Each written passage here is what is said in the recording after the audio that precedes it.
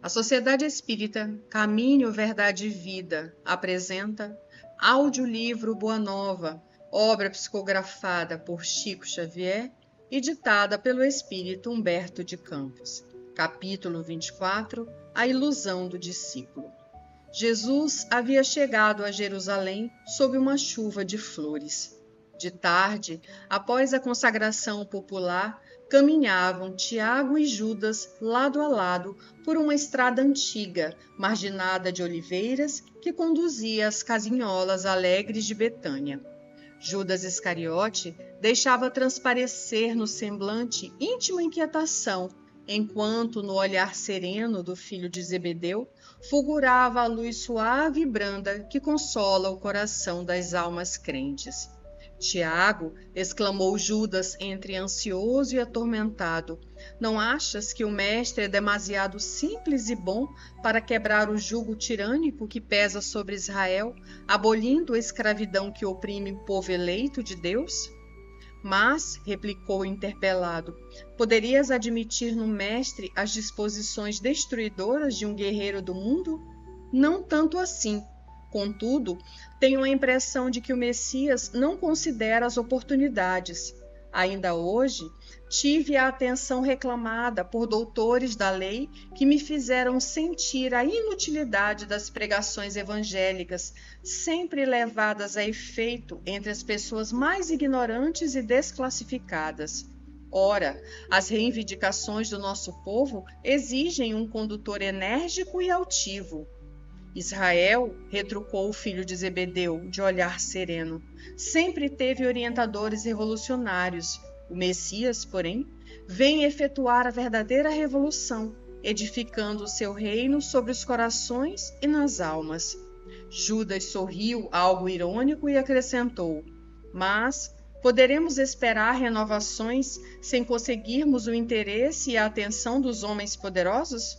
E quem haverá mais poderoso do que Deus, de quem o Mestre é o enviado divino? Em face dessa invocação, Judas mordeu os lábios, mas prosseguiu. Não concordo com os princípios de nação e creio que o Evangelho somente poderá vencer com o amparo dos prepostos de César ou das autoridades administrativas de Jerusalém que nos governam o destino. Acompanhando o mestre nas suas pregações em Cesareia, em Sebaste, em Corazim e Betsaida, quando das suas ausências de Cafarnaum, jamais o vi interessado em conquistar a atenção dos homens mais altamente colocados na vida. É certo de que seus lábios divinos sempre brotaram a verdade e o amor por toda parte, mas só observei leprosos e cegos, pobres e ignorantes, abeirando-se de nossa fonte. Jesus, porém, já nos esclareceu, obtemperou Tiago com brandura, que o seu reino não é deste mundo. Imprimindo aos olhos inquietos um fulgor estranho, o discípulo impaciente revidou com energia. Vimos hoje o povo de Jerusalém atapetar o caminho do Senhor com as palmas da sua admiração e do seu carinho. Precisamos, todavia, impor a figura do Messias às autoridades da corte provincial e do templo, de modo a aproveitarmos esse surto de simpatia. Notei que Jesus recebia as homenagens populares sem partilhar do entusiasmo febril de quantos o cercavam, razão porque necessitamos multiplicar esforços em lugar dele, a fim de que a nossa posição de superioridade seja reconhecida em tempo oportuno. Recordo-me, entretanto, de que o mestre nos asseverou certa vez que o maior na comunidade será sempre aquele que se fizer o menor de todos. Não podemos levar em conta esses excessos de teoria. Interpelado que vou ser hoje por amigos influentes na política de Jerusalém, farei o possível por estabelecer acordos com os altos funcionários e homens de importância, a fim de imprimirmos novo movimento às ideias do Messias. Judas, observou-lhe o irmão de apostolado com doce veemência, vê lá o que fazes. Socorreres-te dos poderes transitórios do mundo, sem um motivo que justifique esse recurso, não será desrespeito à autoridade de Jesus? Não terá o mestre visão bastante para sondar e reconhecer os corações? O hábito dos sacerdotes e a toga dos dignatários romanos são roupagens para a terra. As ideias do mestre são do céu, e seria sacrilégio misturarmos a sua pureza com as organizações viciadas do mundo. Além de tudo, não podemos ser mais sábios nem mais amorosos do que Jesus, e ele sabe o melhor caminho e a melhor oportunidade para a conversão dos homens. As conquistas do mundo são cheias de ciladas para o espírito, e entre elas é possível que nos transformemos em órgão de escândalo para a verdade que o mestre representa. Judas silenciou atormentado. No firmamento, os derradeiros raios de sol batiam nas nuvens distantes, enquanto os 2 discípulos tomavam rumos diferentes. Sem embargo das carinhosas exortações de Tiago, Judas Iscariote passou a noite tomado de angustiosas inquietações.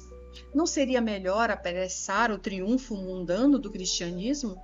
Israel não esperava um Messias que enfeixasse nas mãos todos os poderes?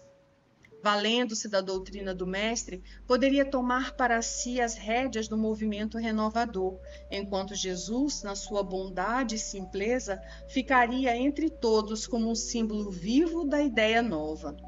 Recordando suas primeiras conversações com as autoridades do Sinédrio, meditava na execução dos seus sombrios desígnios. A madrugada o encontrou decidido na embriaguez de seus sonhos ilusórios. Entregaria o mestre aos homens do poder em troca de sua nomeação oficial para dirigir a atividade dos companheiros.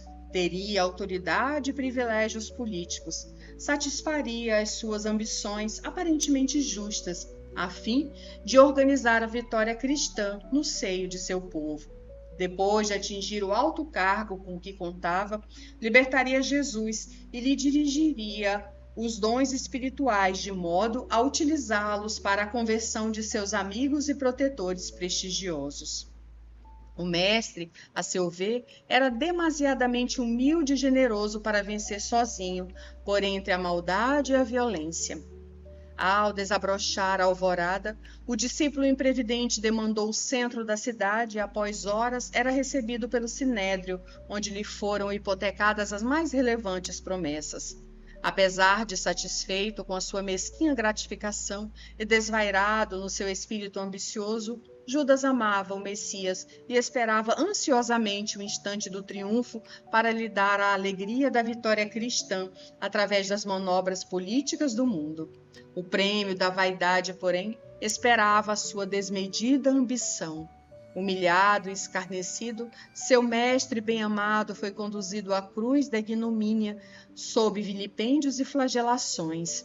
Daqueles lábios que haviam ensinado a verdade e o bem, a simplicidade e o amor, não chegou a escapar-se uma queixa.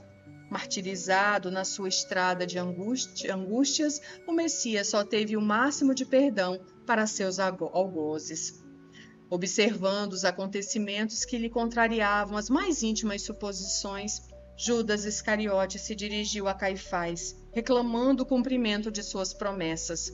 Os sacerdotes, porém, ouvindo-lhe as palavras tardias, sorriram com sarcasmo. Debalde recorreu às suas prestigiosas relações de amizade. Teve de reconhecer a falibilidade das promessas humanas. Atormentado e aflito, buscou os companheiros de fé. Encontrou-os vencidos e humilhados. Pareceu-lhe, porém, descobrir em cada olhar a mesma exprobração silenciosa e dolorida. Já se havia escoado a hora sexta em que o mestre expirara na cruz, implorando perdão para seus verdugos. De longe, Judas contemplou todas as cenas angustiosas e humilhantes do Calvário. Atroz remorso lhe pungia a consciência dilacerada. Lágrimas ardentes lhe rolavam dos olhos tristes e amortecidos. Malgrado a vaidade que o perdera, ele amava intensamente ao Messias. Em breves instantes, o céu da cidade impiedosa se cobriu de nuvens escuras e borrascosas. O mau discípulo, com um oceano de dor na consciência, peregrinou em derredor do casario maldito, acalentando o propósito de desertar do mundo numa suprema traição aos compromissos mais sagrados de sua vida. Antes, porém, de executar seus planos tenebrosos junto à figueira sinistra, ouvia a voz amargurada do seu tremendo remorso. Relâmpagos terríveis rasgavam o firmamento, trovões cavernosos pareciam lançar sobre a terra criminosa a maldição do céu vilipendiado e esquecido. Mas, sobre todas as vozes confusas da natureza, o discípulo infeliz escutava a voz do Mestre consoladora e inesquecível, penetrando-lhe os refolhos mais íntimos da alma. Eu sou o caminho, a verdade e a vida. Ninguém pode ir ao Pai, senão por mim.